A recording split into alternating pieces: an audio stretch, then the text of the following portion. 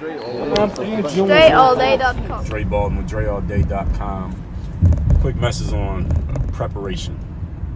And everybody knows what preparation is, right? It's when you know you have some situation coming up in the future, whether it's something that you want or something that you don't want. It's simply just taking the time and putting the energy and attention and the focus. Those are three of your forms of investment, by the way. Time, energy, and attention.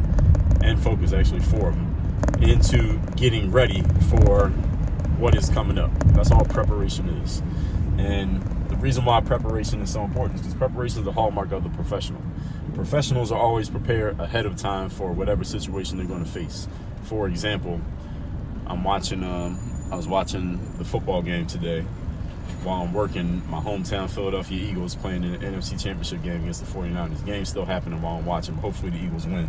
But the thing is, in professional sports, every sport, the team is always prepared by doing scouting, practicing, game planning for what they're going to do before the game, right? We all inherently understand and expect that's what professional athletes are going to do, and they do that in professional sports.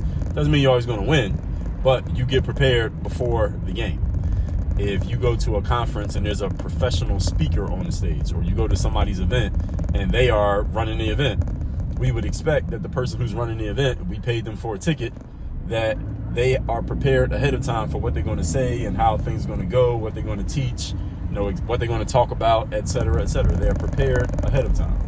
Anything that you do that involves paying someone you're looking at them as a professional, a person who's getting paid. Definition of professional is someone who does something as their main paid occupation. They're prepared ahead of time for the thing that they're doing. So to give you an example, if any of you ever watched the TV show Shark Tank, and you should, if you're in business in any form, you should watch the TV show Shark Tank, because you get to see how people who invest in businesses, how they evaluate those businesses, what questions that they're asking and what they're looking for in businesses that they say, yes, I want to work with you, or no, I don't want to work with you. And on that TV show, one of the main mistakes that you often see with businesses, the ones that end up not getting what they want, not getting an investment, and nobody wants to invest in their business, is not because the business is necessarily a bad business, but because the person who is running the business, that's the contestant that comes on the show, can't answer questions about how their business is doing.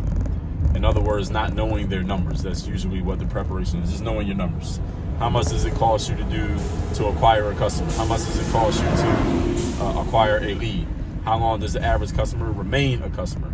How much money does the average customer spend over their lifetime? How much are you spending on advertising and marketing? How much does it cost for you to create one of these widgets that you sell?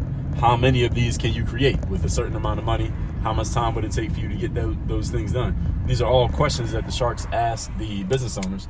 And when the business owner can't answer the question, the sharks usually end up either A, not doing business with them at all, or B, they'll do business with them, but they kind of get over on the contestant because they get a better deal than maybe they should have even gotten. In other words, they get more equity for less money simply because the business owner doesn't know their numbers. They don't know what they don't know, so they get taken advantage of by a more seasoned professional who's the shark, who actually knows the numbers and knows the business better than the entrepreneur does. And again, the failure is just simply not being prepared. And what happens a lot of times, somebody's just not prepared, they end up not getting a deal when they could have got a deal if they just knew their numbers and they were able to explain it clearly. Because in investing, if any of you's followed anything about investing or read anything about it, or venture capital, things like that, you know that the main thing that investors are looking for, and these are also with people who buy stocks, they're not looking for doesn't necessarily have to be an amazing product or even an amazing company, looking for an amazing leader, the person who's in charge. And if the person in charge is not prepared, then why would you want to put your money behind that? Why would you want to put your money behind a company that's being led by somebody who doesn't even do basic preparatory work? They're not even handling the basics of being a professional. You get what I'm saying? And there's another story that this guy named Lee Iacocca, he took over the Chrysler Corporation back in the 80s. And this is back when Chrysler was at that time, they were about to go out of business. They were bleeding money. Things weren't looking good for them. This guy named Lee Iacocca came and took over the company. And one of the first orders of business for him was he had to cut costs because they had all these people working there. And he's like, all right, we got to cut costs. We got to figure out a way to save money. Then we got to figure out a way to make money. We got to do it quick. So this is what Lee did. He started calling in, when he first got the job, he started calling all the management people, all the executives at the company into his office for meetings. And he told them, each person who came into the office, he told them, look, and he had a whiteboard and a marker. And he said, I want you to explain to me, show me on this page here, on this whiteboard, how what you do here helps the company make money. And he would give them the marker and get them like 5 minutes to explain how what they did, their job, helped the company make money. And if the person rather couldn't explain how what they did helped the company make money, he would fire them. So he did this for several days. They had several management executives who worked there.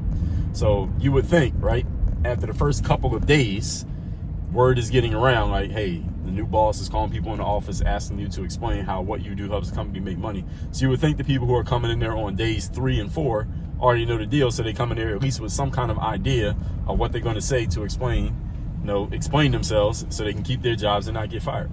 But still, on the 3rd and 4th day, even after he had already been firing people for 3 and 4 days, people were still showing up to the meetings unprepared. And I'm explaining all that to you to help you understand this. Most people, even when they have professional titles and they're doing something as their main paid occupation, are not actually honoring the role of being a professional because they're not prepared. They're not prepared ahead of time for any situation. They're just showing up to stuff and basically going off talent and going off of talent and going off of effort and just hoping that things work out. All right, that is a losing formula. All right, that's a failing formula. It's an inaccurate formula. So all you had to do is, you really want to be a true professional, you want to put yourself ahead of most of your competition, is simply start preparing ahead of time for the situations that you know you're going to face. Even if you are not the most talented, even if you're not the smartest, even if you don't have the best ideas or the best product or the longest resume or whatever that you think is going to make you stand out amongst your competition, just simply start preparing ahead of time for what you're going to be doing. And again, you don't have to be the best, but as long as you're prepared for what you're about to do, you give yourself a much better chance, a much better opportunity of being successful. All right, as simple as that. And again, it's not about how good you are, how talented you are. You just take the time to prepare ahead of time. Just think about what you're going to be doing before you face a situation. You're probably going to be in a better situation than if you just showed up and hope that it work out. Even if you are very talented, or even if you're not talented or not good at all. Either way, this will serve you. So with that said, text me. Tell me the best insight you got from this video. My number is 305-384-6894. And go to workonyourgameuniversity.com. That's where you can get into my coaching programs, and also where you can get access to all of my courses, like my course, for example, called 30 Days of Discipline, which is all about, and also my Work on Your Game system. Both of those courses are all about the preparatory work that you can do ahead of time of any situation so that you can be ready to do what you need to do in business and in your personal life, so you can actually get things done the way they're supposed to be done, and you're not showing up, deer in headlights trying to figure out what to do when you get into the situation. You're already ready for it because you prepared ahead of time. All that said, work on your game. Dre, all